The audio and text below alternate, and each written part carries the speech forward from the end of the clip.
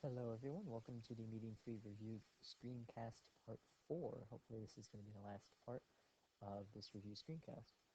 We just finished creating a box class and creating box objects from our box class. And now it's time to take it to the next level and use constructors and parameters.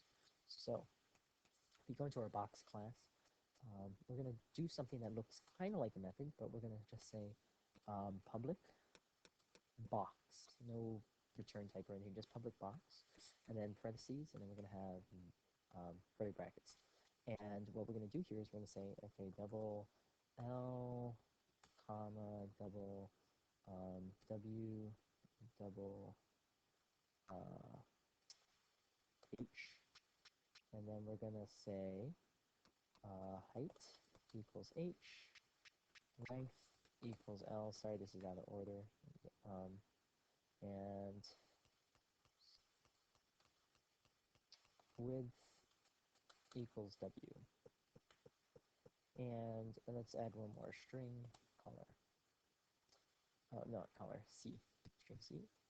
We'll say color equals C. And what this is going to do is it's going to allow us to remember when we did this here and we said equals new box. Well, now that doesn't work because we're expecting all these things in that.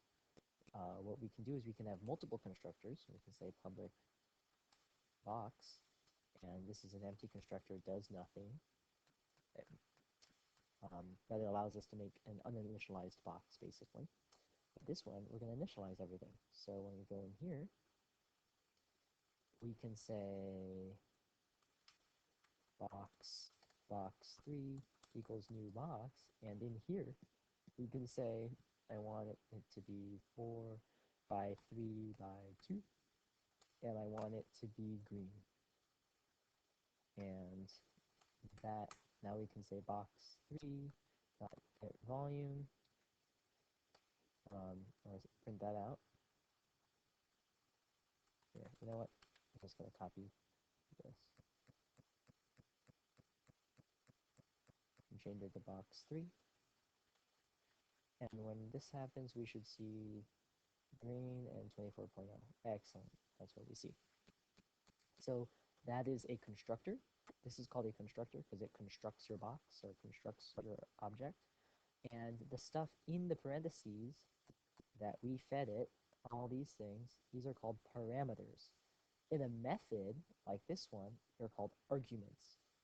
But arguments here. Arguments. So the 3 is an argument. And then the 4, 3, 2, green are parameters. And notice comments. I think I've talked about commenting in the previous screencasts. // will get the compiler to ignore everything after it. And so yeah, there you go, constructors and parameters. Let's take a look at the topics. Student class, we already talked about the student class. Comments and documentation. So this is less applicable to our really small program here, but whenever you make your own methods and you make your own class and constructors and such, you should comment it. You should say, this is what we're doing here. So for get height, you could say returns the height of the box. And obviously get height is self-explanatory, but in a different situation with a much more complex program, you can imagine that having comments telling you in English what your code is doing could be very helpful. Because you look at it half a year later, you have no idea what it does. Oh, okay. So commenting, documentation, and if you're writing something really big, you're going to want to write documentation, just like the documentation we see here for the scanner class, for example. So that's that. And anything else? Quick word about arrays. So yeah, this course wouldn't be complete if I didn't talk about arrays because they're very important. I'm not going to spend a lot of time on them. You can learn about them online or in your next not just Java, any programming class. But arrays are basically useful ways to store stuff. So if you remember, I'll clear this. So it's going to look very similar. Remember with the strings, we had, these boxes, right? And let's say this is an integer array.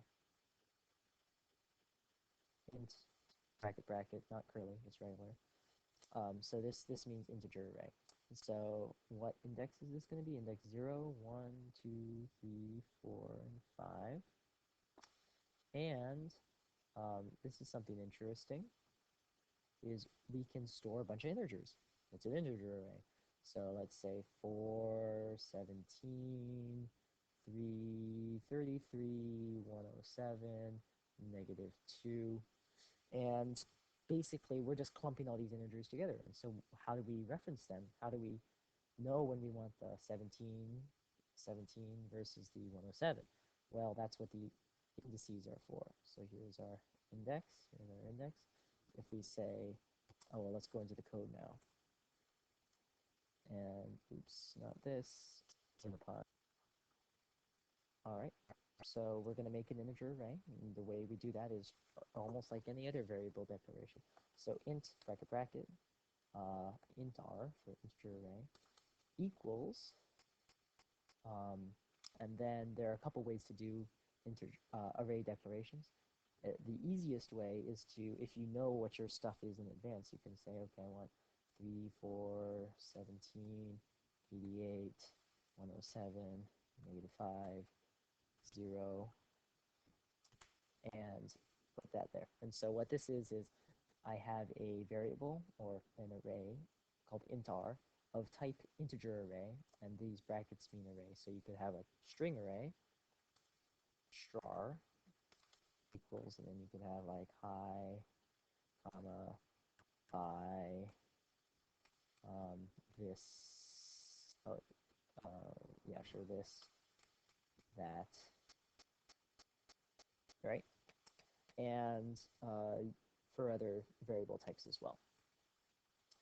The less easy way to do this is int r2, we can't do the same one, don't mean to, equals new int, and then we have to say how big it is, because arrays need to have a fixed size. So how many? We have 1, 2, 3, 4, 5, 6, 7. 7 things is going to be of size 7, which is going to have indices 0 to 6. So you can do that as well. And now what do we do? Well, let's say for int r2, I want to say int r2, and I want at index 0, I want to put the first one. I'm going to set that equal to 3. So that kind of copies int r1 here. So I'm referencing the 0th index of the integer array called int r2. Now what I can say system.out.println, let's print out our string thing. So str and bracket, and let's have it print out by. So which index is that? 0, 1. It's going to print out str, 1. And let's see what happens. It's going to print out by. So that is how you reference different parts of the array. I'm choosing to talk to index 0, or index 1, or index 2, or 3, or 4, or 5. And you get the idea. So that is in arrays. And there's something called array lists, which you have to import. So import java.util.arraylist. And array lists are basically like arrays, but they're more object-like, and they are more versatile, but they are more, they use up more memory and such. And so if you have a very computational intensive problem and you don't need array lists, you shouldn't use them. But I'm telling you about them because they make your life a lot easier if you just want to solve a problem and you have a much more powerful computer than the problem requires, which is the case for most of small programming like this. All right, let's see. Yeah, so that's that. In the email I sent out, I send out a lot of links to things that you can use to further your Java career and programming career and to continue learning. And so, yeah, thanks. It's been a pleasure. And I will also, I'm going to make the coding that exercises run through now. So all the stuff that we just flew through here, um, we're going to use in the coding that exercises, which is all about method calls essentially. So you should watch that too. And though don't watch it until after you've attempted the homework. All right.